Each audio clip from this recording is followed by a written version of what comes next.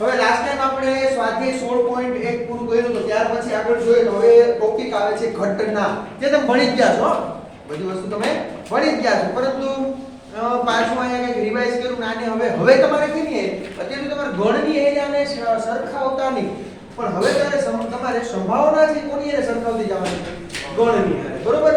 તો ઘટના છે એ કોને કહેવાય ઘટના? તો કે નિદર્શાવકાશ નિદર્શાવકાશના ઉપગણ, નિદર્શાવકાશના કોઈ પણ ઉપગણ લેજો, નિદર્શાવકાશના કોઈ પણ શબ્દ યુઝ કરીએ, જો કોઈ પણ ઉપગણને શું કહેવામાં આવે છે? ઘટના. ઉપગણને ઘટના કહે છે. નિદર્શાવકાશ S ના કોઈ પણ ઉપગણ લઈ લો એટલે એનો મતલબ એવો x કાને ઉછાળ, સોરી એક પાસાને ઉછાળ, કેટલા પરિણામ મળે મને? 1 2 3 4 5 6 મળે કે નહીં? હા, બરોબર. હવે હું એમ કહું પાસા પર અયુગ્મ સંખ્યા મળે, એ શું મળે તમને? હું કહું પાસ તમારું s થયો ને, s એક પાસાને ઉછાળો, એક પાસાને ઉછાળો એટલે કુલ પરિણામ હોય તમે s માં લખતા હતા નિદર્શાવકાશ, બરોબર. હું એમ કહું એમાં યુગ્મ સંખ્યા મળે, યુગ્મ સંખ્યા કેટલી હોય? 3. કઈ 2 4 6. તો એ આવી ક્યાંથી?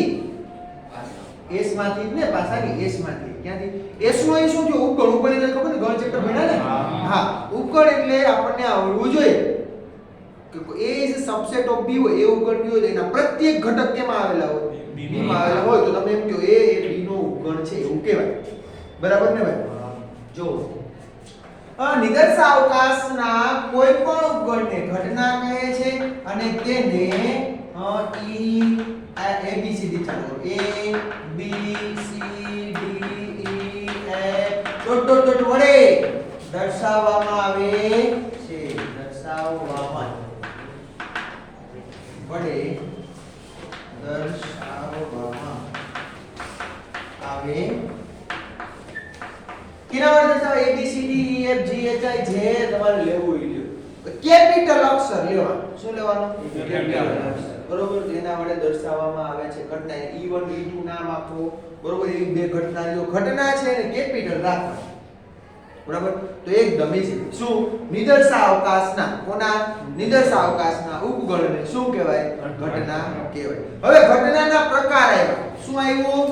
ઘટના આવી, તેના પ્રકાર આવ્યા. ઘટનાના પ્રકાર. તો ઘટનાના પ્રકારમાં પહેલો પ્રકાર જો તમને શું આપ્યું છે? પહેલો પ્રકાર અશક્ય અને ચોક્કસ ઘટનાઓ. તો એના માટે પેલા અશક્ય ઘટનાઓની વ્યાખ્યા લખીશ. કયો છે? શું કહેવાય? જે ઘટનાનો ઉદ્ભવ જ શક્ય ના હોય તેવી ઘટનાને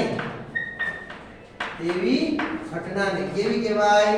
અશક્ય ઘટના કહે છે. કે એનો ઉદ્ભવ જ શક્ય નથી ભાઈ. હું એમ કહું બે પાસાને ઉછાળતા, સાંભળજો, બે પાસાને ઉછાળતા મને સરવાળો, બંને પાસા પર મળતા અંકોનો સરવાળો 13 શક્ય છે? ઉદ્ભવી જ શક્ય નથી, તો શું કહેવાય એને? અશક્ય ઘટના. અને ત્યારે સંભાવનાના પછીના ટોપિકમાં આવે છે અને અશક્ય ઘટનાની સંભાવના શું હોય? ધોરણ 10 માં ભણી ગયા. શું હોય? 0. અશક્ય ઘટનાની સંભાવના શું હોય? 0. અને આના પછીનો ટોપિક કઈ? ચોક્કસ ઘટના. એક્ઝામ્પલ લખાવું? લખાવી દો ચાલો. હવે એને ઘટના ઈ આપી દો. ઈ છે ઈ શું છે ઘટના? તો કે એક પાસાને, બે પાસાને ઉછાળતા, બે પાસાને ઉછાળતા પાસા પર મળતા અંકોનો સરવાળો, પાસા પર મળતા અંકોનો સરવાળો કેટલો થાય? 13 છે. આવું કોઈ શક્ય બનશે? જે શક્ય નથી. એવી જ ઘટનાને કેવી કહેવાય? અશક્ય ઘટના. બીજો ટોપિક અશક્ય પછી ચોક્કસ ઘટના. કેવી ઘટના? ચોક્કસ ઘટના એટલે કેવી ઘટના? આપણને આવે જે ઘટના નિદર્શાવકાશ ના પ્રત્યેક ઘટકને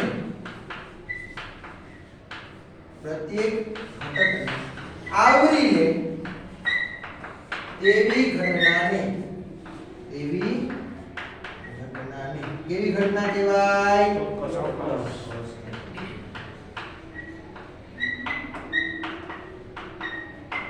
એકદમ ઈઝી ભાઈ. ચોક્કસ ઘટના એટલે શું? કે તમે એવી ઘટના કે આખો નિર્દેશ અવકાશ જ મળી જતો હોય.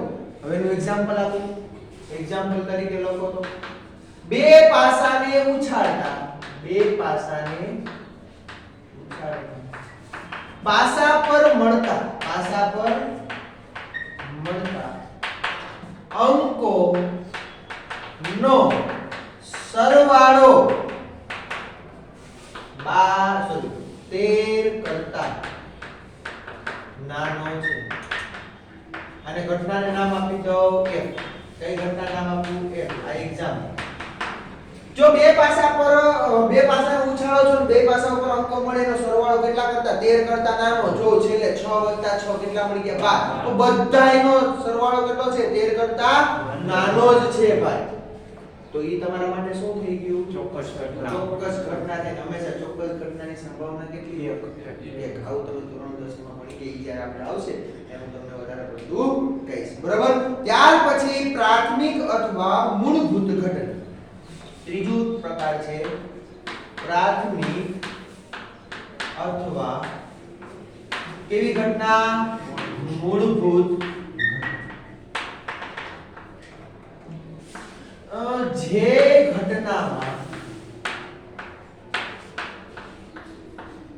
ઘટનાના પ્રોપર વ્યાખ્યા એમાં જો જે ઘટના ઉદ્ભવે ને એમાં માત્ર ને માત્ર એક જ એનો ઘટક આવતો હોય. અને આ લોકોએ તો શબ્દ યુઝ કર્યો છે નિદર્શ બિંદુ. આઈ થિંક એટલે હું તમને જોઈ લખું. હા, જો ઘટના ઈમાં નિદર્શ અવકાશનું એક જ નિદર્શ બિંદુ ઘટક તરીકે હોય તો ઘટના ઈને કેવી ઘટના કહેવાય? પ્રાથમિક ઘટના. જે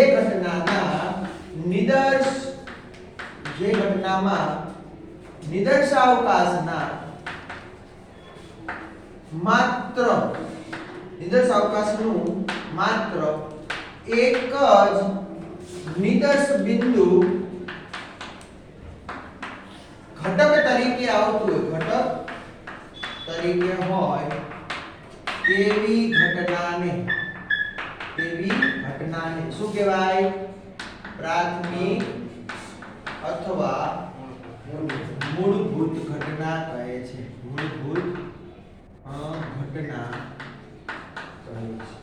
શું એકદમ ઈઝી ભાઈ.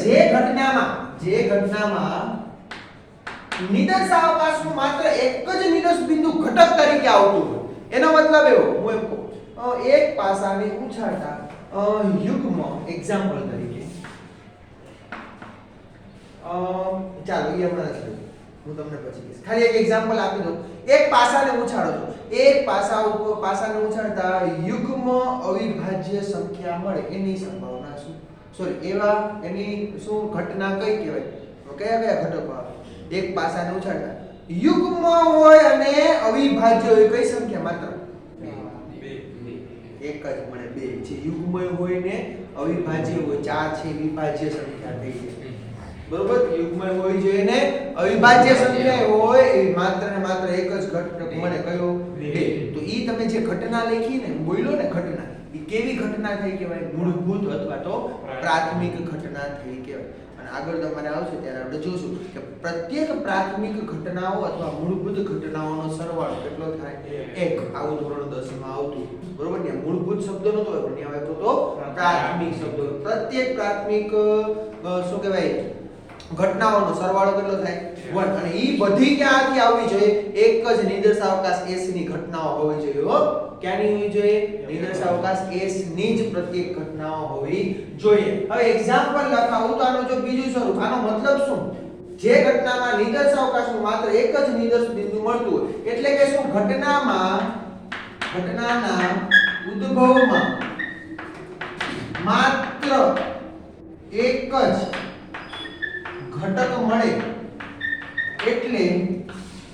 એટલે કે એકાકી ગણ મળે. શું કહેવાય? એકાકી ગણ મળતો હોય.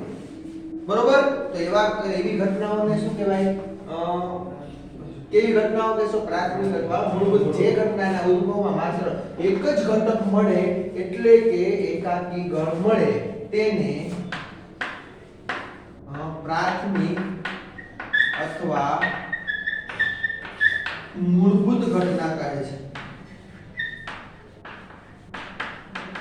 મેં આ બોલ્યો ને બે માત્ર એક જ ઘટક મળ્યો ને બીજો કઈ છે નહીં રે ના એકાકી ઘટક મળે ને એટલે કેવી ઘટના થઈ ગઈ પ્રાથમિક અથવા મૂળભૂત ચાલો એક સિક્કાને ઉછાળતા છાપ મળે કેટલા હોય એક જ હોય ને એક સિક્કાને ઉછાળતા છાપ મળે કેવી મળી એક સિક્કાને ઉછાળતા કાટ મળે એ કેવી એક જ હોય કાટ ખબર પડેગી એને કેવી કહેવાય પ્રાથમિક અથવા મૂળભૂત ઘટના એક્ઝામ્પલ લખાવવું પડે કે આવડે ખબર પડે ને શું કીધું માત્ર એકાકી ગણ આવવો જોઈએ જ્યારે એક વખત હું એમ કહું છું આ સમજો બે સિક્કાને ઉછાળતા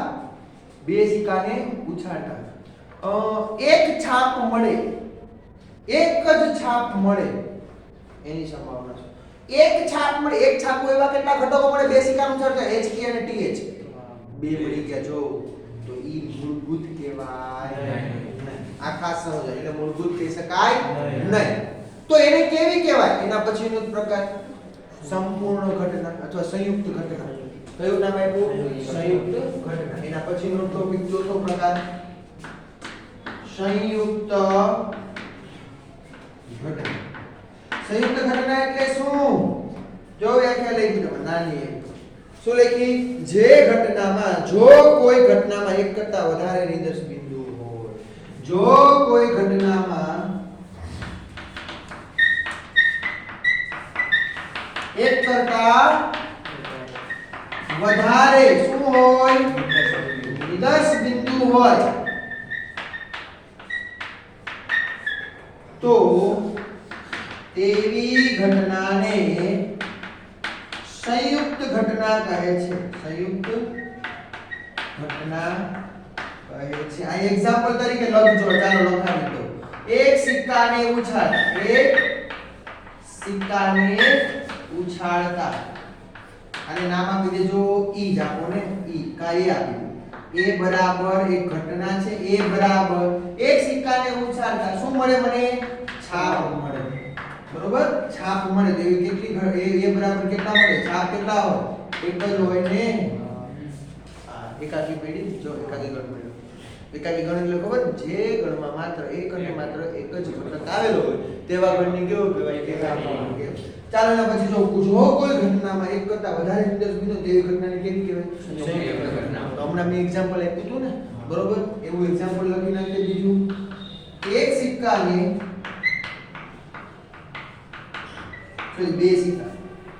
બે સિક્કાને ઉછાળવાના પ્રયોગમાં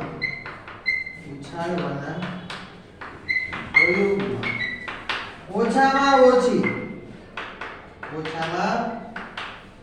કેટલી છાપ મળે બે છાપ મળે આનો મતલબ શું ઓછામાં બે તો જોઈએ બે અથવા બે કરતા વધારે એનો મતલબ એવો કે એ બરાબર અને ઘટના તેની નામ આપી દો બી આ બી ઘટના છે બી બરાબર કેવા ઘટકો આવ્યા બોલો હા HT TH સોરી ઓછામાં ઓછી બે વખત છે ને ઓછામાં ઓછી એક રાખજો એક છાપ મળે ઓછામાં ઓછી એક એટલે 1 મિનિટ અહીંયા 1 મિનિટ ઓછામાં ઓછી અથવા એક કરતા વધારે એટલે બે મળે તો પણ ચાલે એક પણ ન હોય એવું ચાલે નહીં તો જો એક કરતા વધારે નિદર્શ બિંદુના ઘટકો મળ્યા નિદર્શ બિંદુ એક કરતા વધારે નિદર્શ બિંદુ મળવા એટલે નિદર્શ બિંદુ કોને કહેવાય નિદર્શ અવકાશના ઘટકો એટલે લખ્યા છે ને ઈ ઘટકોને એના શું કહેવાય નિદર્શ બિંદુ કહેવાય આવડી જાય આટલું બરોબર આટલું આપણે બધું જો થિયરિટિકલ વસ્તુ છે બરોબર એટલે ખાસ યાદ રાખી લેવું સમજી લેવું પછી પાછો 12માં આવશે ત્યારે આને આ વસ્તુ આપણે રિપીટ કરશું નહીં એટલે વ્યવસ્થિત રીતે સમજવું ત્યાર પછી હવે ઘટનાઓનું બીજગણિત છે એ આપણે થોડીક વાર પછી જોઈએ આટલું નોટ ડાઉન કરી લખી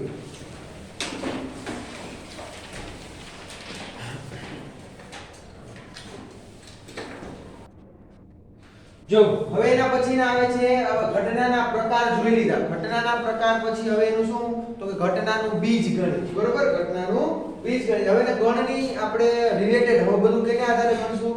ગણના આધારે. જો કોઈ પણ ઘટના એને સાપેક્ષ કોઈ ઘટના હોય એને સાપેક્ષ જો કોઈ બીજી ઘટના એને સાપેક્ષ જો ઘટના કોઈ ઉદ્ભવતી હોય એ ડેશ ઉદ્ભવે. કોણ ઉદ્ભવે? એ ડેશ. તો એ ડેશ ને શું કહેવાય? એની પૂરક ઘટના કહે છે. અને એ ડેશ ને એ નહીં એના વડે દર્શાવે છે. એ નહીં વડે દર્શાવાય છે. એટલે કે એ ડેશ ને શું કહેવામાં આવે છે? એ નહીં વડે વંચાય છે એવું લખો તો ચાલે, દર્શાવાય છે એવું લખો તો ચાલે. એ ડેશ નો મતલબ શું? એ ડેશ નો મતલબ શું? તો કે એ નહીં. બરોબર. ચાલો ત્યાર પછીનો એ ઘટના એ અથવા ઘટના બી એ નહીં એ સુધારી નાખો ને પણ કહેવામાં ચોકડી વાળી આમ લેવું આપણે આમ લે કહેવામાં આવે છે. ઓકે ચાલો હવે એના પછી બીજો ટોપિક એ અથવા. હવે એ અથવા બી એવો એનો મતલબ શું? તો કે નિદર્શાવકાશ S ની બે ઘટનાઓ નિદર્શાવકાશ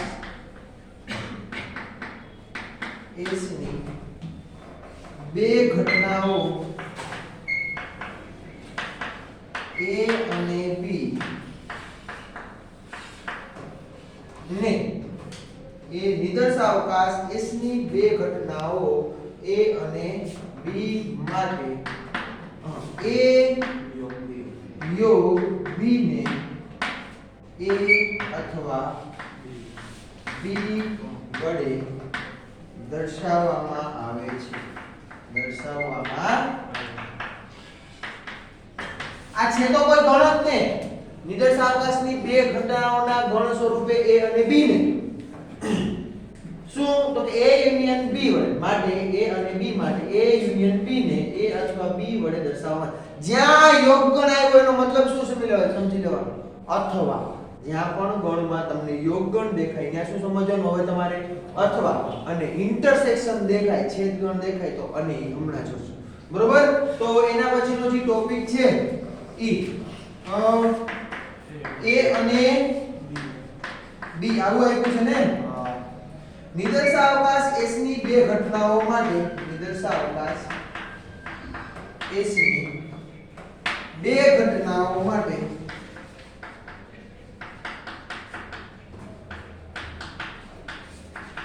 A ઇન્ટરસેક્શન B ને A છેદ B ને A છેદ B ની ગણક મળશે. હો બેન ખબર પડે ને? તો હા છેદ ગણ જ મળશે. A છેદ B ને A અને B વડે દર્શાવવામાં આવે છે.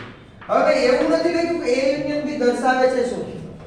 મેં એવું લખ્યું નથી A યુનિયન B દર્શાવે છે તો કે ગણ એમાં આવતા હોય ગણ એમાં આવતા હોય અથવા ગણ B માં આવતા હોય અને બંનેમાં આવતા હોય. બધા જ ઘટકોનો ગણ હોય એ કેમાં આવી જાય? A યુનિયન B માં આવે એટલે કે A યોગ ગણ B માં આવી જાય. એનો મેં મતલબ લખ્યો કારણ કે તમે ગણ ભણી ગયા એટલે. ઇન્ટરસેક્શન નો મતલબ શું? A અને B બંનેમાં સામાન્ય હોય એવા ઘટકો. ઇન્ટરસેક્શન માં તમે શું લ્યો? બે માં આવતા હોય એવા લ્યો ને સરખા હોય. હા સામાન્ય થયું ને. હા A અને B બંનેમાં આવતા ઘટકોનો ગણ. કેમાં આવતા? બંનેમાં આવતા ઘટકોનો ગણ. ખબર પડી ગઈ? ચાલો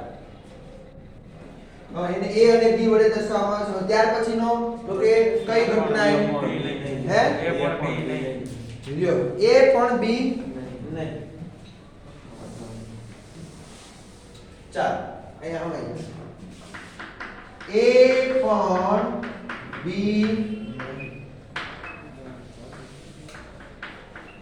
A માઈનસ B ને ગણ એમાં હોય પરંતુ ગણ B માં ન હોય તેવા ઘટકોનો ગણ એવા ઘટકોનો ગણ એને શું દર્શાવાય a b a પણ b નહીં એનો મતલબ શું a માં છે a b ને ગણ a માં હોય પરંતુ કેમાં ન હોય ગણ b માં ન હોય તેવા ઘટકોના ગણને a પણ b નહીં વડે દર્શાવવામાં આવે છે એ શું વડે a પણ b નહીં કહેવામાં આવે છે લખ્યું નહીં કહેવામાં આવે છે હવે આનો મતલબ શું જો સમજો a b બરાબર a માં હોય પરંતુ b માં નહીં આ ખાસ આ માટે ઉપયોગી છે a b નો મતલબ શું a ઇન્ટરસેક્શન b નો ડેશ એટલે b માં નહીં આવું કયો ને a માં છે એમાં છે પણ b માં નહીં એવા ઘટકોનો છેદફળ બરોબર એ તમામ શું દર્શાવે છે a b આ યાદ રહેવું જોઈએ એના પછી કયો ટોપિક આવ્યો હે ઉદાહરણ પછી જોઈએ પરસ્પર નિવારક ઘટનાઓ શું આવી ગયું પરસ્પર નિવારક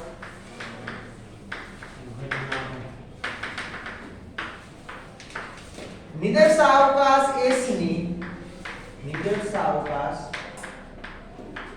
S ની બે ઘટનાઓ A અને B માટે જો A નિવારક છે A ઇન્ટરસેક્શન B બરાબર ખાલી ગણ થાય તો A અને B ની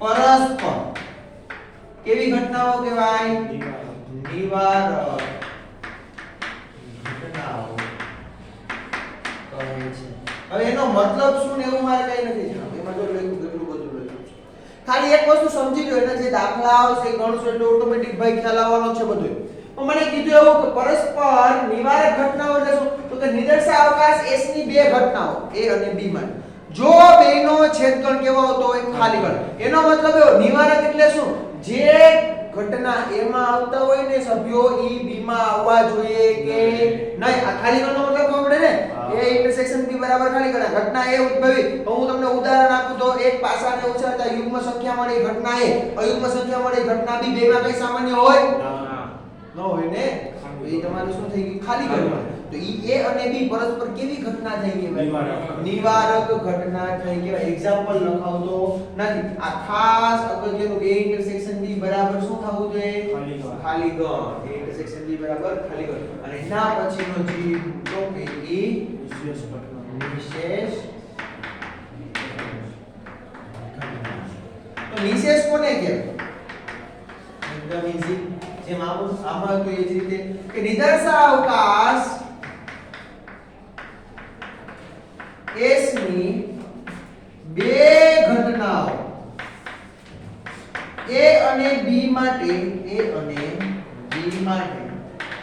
જો A યુનિયન B બરાબર S એટલે કે બે ઘટનાઓનો યોગગણ કરો તો આખે આખો તમને શું મળી જાવ છે yes એટલે આખો નિદર્શાવકાશ મળી જાવ છે આવું થાય તો A ને A અને B ની કેવી ઘટના કહેવાય વિશેષ ઘટના કહે છે હજી એક ટોપિક છે ત્રીજો પરસ્પર નિરપેક્ષ ઘટના કેવી નિરપેક્ષ ઈ તમારે અત્યારે ભણવાનું ક્યારે ભણવાનું છે 12 માં કે A અને B પરસ્પર નિરપેક્ષ ઘટના ક્યારે કે નિશેષ આવી ગઈ નિવારક આવી ગઈ અને એના પછી આવશે નિરપેક્ષ છે ને એકદમ ઈઝી જો ખાલી યાદ કેટલું રાખવાનું આમાં હું જ્યારે પણ એવું કરું પરસ્પર નિવારક ઘટનાઓ છે કે નહીં તો તમારે શું ચકાસવાનું પરસ્પર નિવારક ઘટનાઓ માટે તો કે બે ઘટનાઓનો છેદગણ મેળવી લો ખાલી ગણ મળે છે કે નહીં ગણ આવડતો છે ને ગણ તો સંભાવના આવડશે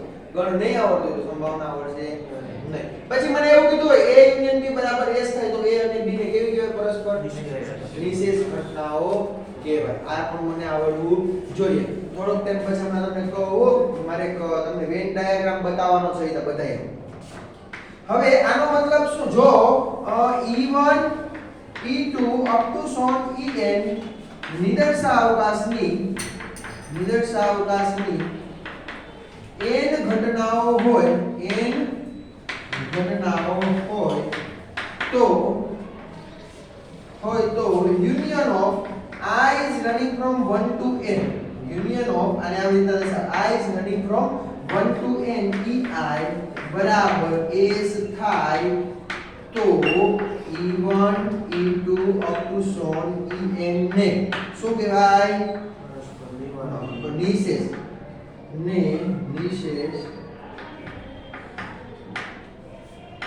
નિશેષ ઘટનાઓ બને છે. યાદ રાખજો આપણે બે ઘટના માટે વાત કરી. ઇન જનરલ n ઘટનાઓ આપી હોય 5 આપી 6 આપી 7 આપી હોય એટલે સામાન્ય સ્વરૂપનું n લીધું. n ઘટનાઓ આપી હોય તો યુનિયન ઓફ ei i = 1 નું e1 union e2 union e3 આનો મતલબ શું લખી દઉં નીચે તમે અહીં લખજો. આ બરાબર કરીને s નો લખતા અહીં શું લખશો? બરાબર કરીને e1 યુનિયન e2 એક જ મિનિટ અહીં નીચે જ લખી દો. નીચે જ લખી દો. શું લખીશ? Union of i is running from 1 to n ei બરાબર e1 union e2 union e3 up to son union en e3 up to son dot dot dot up to son મતલબ શું? ડોટ ડોટ ડોટ યુનિયન ક્યાં સુધી જાય? en બરાબર શું મળી જવા જોઈએ? s થાય તો શું કહેવાય? e1 e2 up to son en ને વિશેષ ઘટનાઓ કહેવાય. n તમને અલગ અલગ ઘટનાઓ હોય. હવે તમારે પહેલેથી જોવાનું છે યુનિયન ને તમે વેન આકૃતિમાં કઈ રીતે દર્શાવો. ક્યાં દર્શાવો? અહીંયા દોરું વેન આકૃતિ બધાય માટે ને અહીંયા ડ્રો કરીશું. ચાલો હા બધી આ તમારે લખવાનું નથી પણ જસ્ટ સમજવાનું.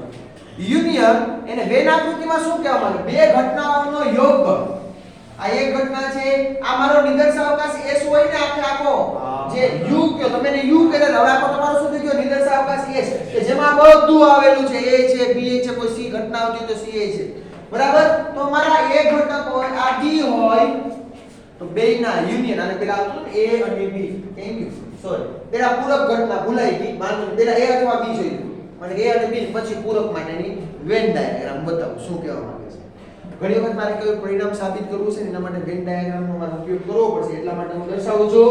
જોજો a અથવા b એનો મતલબ શું? a માં છે b માં છે અને બંનેમાં છે.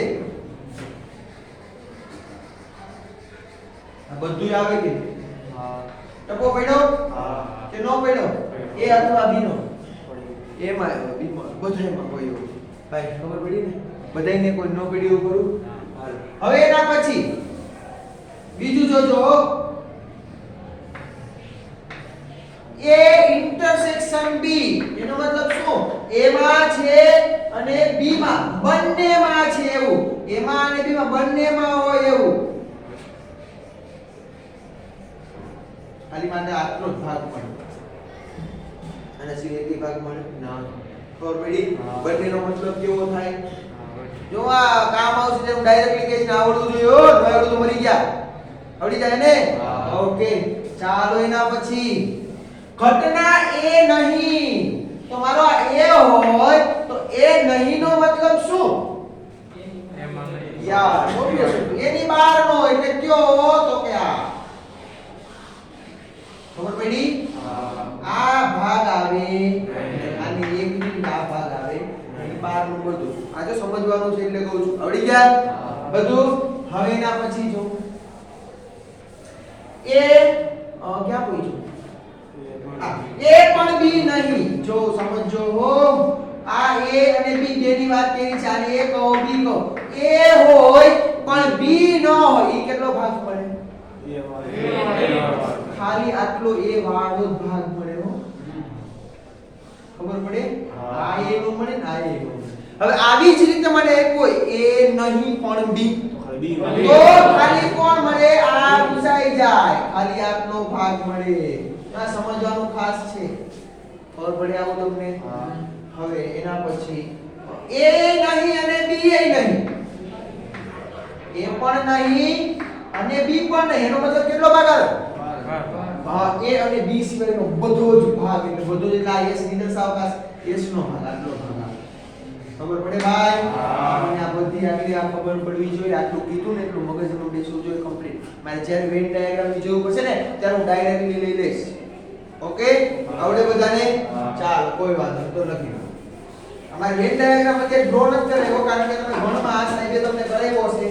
બરોબર ને? વેન આકૃતિ વિશે સમજાવ્યું હશે. પરંતુ આમાં શું કહેવા માંગે છે ને અથવાનો અને અનેરો, એ મારા માટે મહત્વનું હતું, મેં તમને કરાવી દીધું.